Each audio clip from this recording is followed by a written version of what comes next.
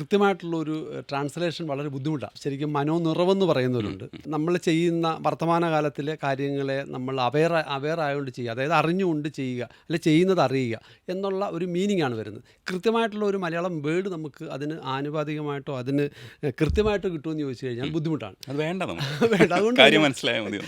അതുകൊണ്ട് തന്നെ നമ്മൾ ആ മൈൻഡ്ഫുൾനെസ് എന്നുള്ള പറയുന്ന വേർഡാണ് നമ്മൾ ഉപയോഗിക്കുന്നത്. അപ്പോൾ അത് ആ ഒരു കൺസെപ്റ്റ് ആയിരുന്നു എൻ്റെ റിസർച്ച് ടോപ്പിക്ക്. ഞാൻ അതിനെ ബേസ് ചെയ്തുള്ള ഒരു തെറാപ്പി ആയിരുന്നു വിവാഹിതരിൽ നടത്തിയത്.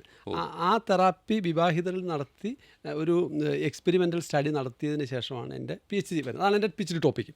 സോ അതുകൊണ്ട് തന്നെ എനിക്ക് അതിനോട് കുറച്ചൊരു മമതയുണ്ട്. അതിനോട് കുറച്ച് അത് പഠിച്ച് പ്രാക്ടീസ് ചെയ്തു. ഇപ്പോഴും പ്രാക്ടീസ് ചെയ്യുന്നു. കഴിയുന്നവർക്കൊക്കെ അത് പറഞ്ഞു കൊടുക്കാൻ ശ്രമിക്കുന്നുണ്ട്. ശരിക്കും അതൊരു പോസിറ്റീവ് സൈക്കോളജിയുടെ ഭാഗമാണ്. പോസിറ്റീവ് സൈക്കോളജിയിലെ പല ഘടകങ്ങളിൽ അല്ലെ പല ഭാഗങ്ങളിൽ മൈൻഡ്ഫുൾനെസ്സും വേണം നമുക്ക് പറയാം. അതും ഒരു പോസിറ്റീവ് സൈക്കോളജിയുടെ ഭാഗമാണെന്ന് നമുക്ക് പറയാം.